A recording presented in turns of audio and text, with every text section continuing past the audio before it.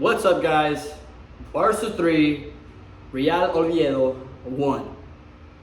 Thank the Lord Jesus Christ. Thank Him for another win today. Thank Him for another Barca dub. Man, that's all I can say.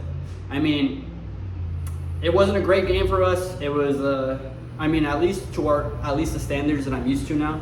It was a decent game. I can't really complain to a whole lot. Could have been better in certain circumstances, but I'm just happy to get away with the win. So let's get into it, right? But first, I want to mainly focus on that Joan Garcia mistake, all right? If you know anything about the Hansi Flick system, it requires a lot from the goalie. The goalie has to come off his line a lot of times, clear the ball out, get it out of there. He's the last man a lot of times. And Real Oviedo, you could tell they were trying to do the same playbook as Rayo Vallecano, in that game where we tied 1-1 and we struggled. Rayo did a very good job of pushing the ball out wide, having the first runner go as a distraction, and trying to send that second runner through. Real Oviedo wasn't as successful trying that, but teams have a game plan to play against Barca. So it made me happy to see that the defenders at least, I think, learned from that Rayo Vallecano game and looked improved. Araujo had a good game. Kubarsi had a good game. The center backs played good to me. So the Joan Garcia mistake, right? They send it over. He takes a touch, maybe a couple extra touches that he shouldn't be taking. He looks to Marcus Alli. He plays the ball ahead of him, but it's a bad pass. And then the Real Oviedo player shoots it on the first touch, scores it from there, damn near 40 yards out. There's not much to say about it, apart from obviously Joan could have just cleared it and had it out of there, and we could have just moved on with our lives. But that's not here nor there, right? You can't really go back in time and change that. Obviously, Joan probably knows now if he finds himself in that situation again to clear it out. But Joan has saved us a lot this season already, so I'm not really going to hold that against him. Obviously, last year as well, we saw Chesney make mistakes when it comes to playing that sweeper keeper role. So the fact that Joan made one, I'm not really going to hold that too much against him. And honestly, in my opinion, I played midfield growing up. To me, Marcus Alli, you got to keep moving your feet there, man. You were standing still. You were ball watching to me. Obviously, you see Joan coming out. I don't want to put too much blame on Mark, but make yourself an option. Mark didn't have a very good game today, and obviously Hansi saw that, so he subbed him out at half, which I really appreciate because Frankie came in and changed the game. Frankie, man. What a player, Frankie, man. What a player. This man was disrespected for so long by a lot of the coolers at our club, man. Disrespected by them to a certain extent that I didn't even understand why. He's never been a bad player for us. He's always been good. I understand the whole contract thing, but you got to put that blame on Bartomeu. And it looks like he's going to re-sign his contract, lower his wages. Man, he's one of us. So at this point, Frankie, I appreciate you. I appreciate everything you do for us, man. Pedri also had another Pedri game, man. Best player in the world for me right now. I can't argue with Hernan, right? I mean, Pedri, his bad games are 7 out of 10, 7.5 out of 10. Those are Pedri's bad games, man. He just continues to evolve the midfield position. So it's a blessing that he plays for Barca, honestly, and I get to witness that. Because I've been watching him play since he was 16, since we first signed him. And it's amazing to see, not only at 16 did you see already the talent that was there, but the fact that he's evolved as well, even with all the injuries.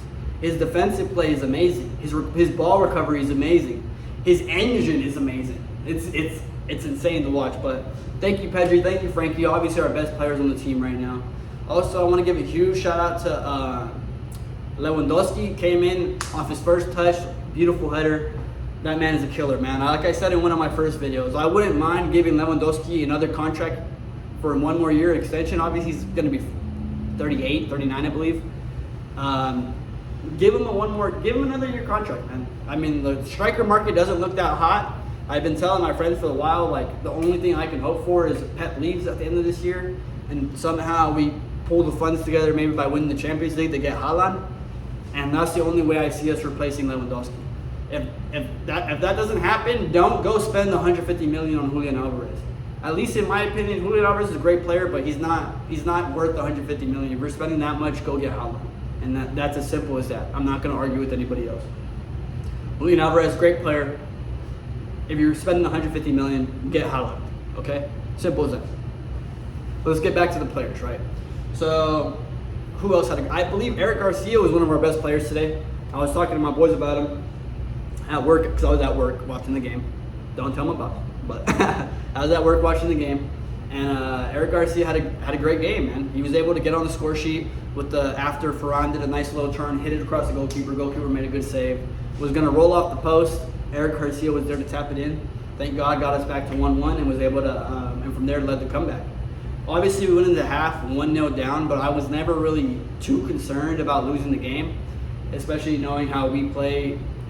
And I don't know what Hansi tells the guys at halftime, but usually it works. Usually it's something that he tells them. I don't know if he whips them in the back, pulls the belt out like my dad and starts putting belt to ass on them, but he really gets the guys going at halftime.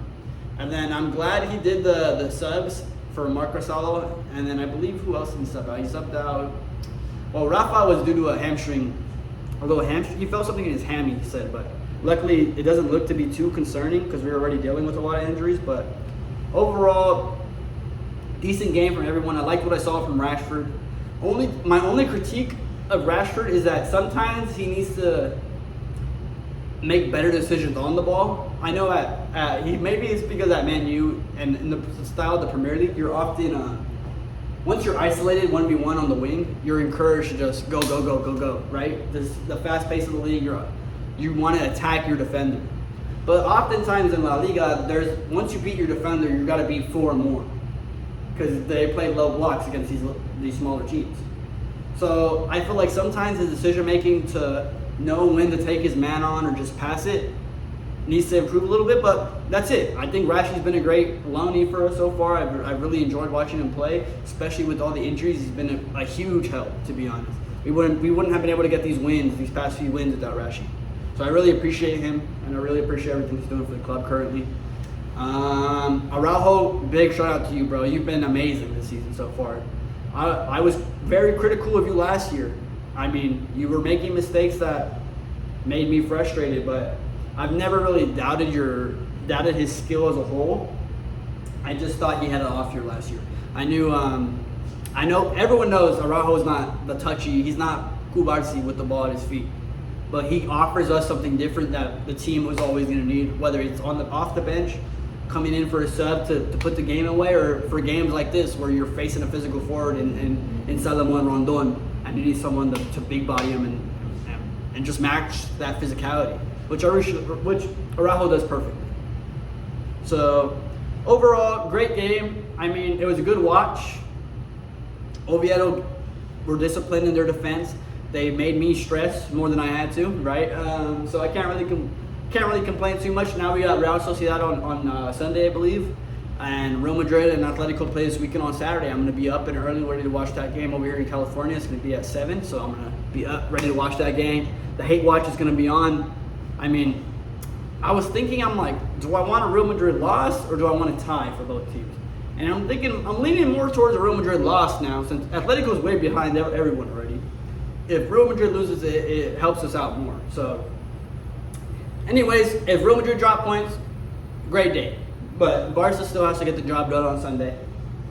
So we have that to look forward to. And I believe Balde and Lamine may be back Sunday. I believe so. I believe that's what they were aiming for. So hopefully they can get some minutes under their feet. So come Wednesday, they're ready for PSG.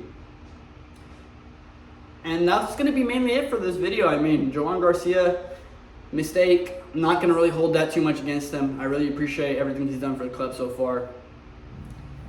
Sacrificed his legacy at Espanyol to come be a Barca goalkeeper, so can't really complain. I want to congratulate Hansi, his 50th win, I believe, out of 67 games.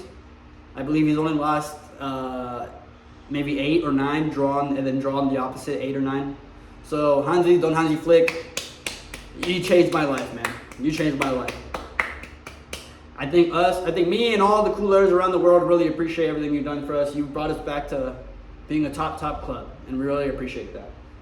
So that's going to be it for this video, guys. I'm going to try and make a video for the game on, maybe I'll review, depending on, see, I like to review Real Madrid sometimes, but I don't really catch their whole games, because like I'll be hate watching them sometimes. If they score 1 goal, 2 goals, I'm not going to watch Real Madrid put on a goal fest. You understand what I'm saying? I'm sure Real Madrid fans feel the same way about Barca. You be hating watching us. And then if we go up 2-0, you ain't watching the rest of the game, right? I mean, that's how most footy fans, I feel like, are.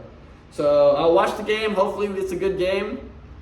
And hope for the best. Hope for some drop points for them. And hopefully on Sunday we get another win, man. But we should be back at the Montjuic on Sunday, unfortunately. Club can't figure shit out with the fucking camp now, right? It's always something. But thank you guys for watching. I really appreciate everything. And I'll see you guys next time. Bye.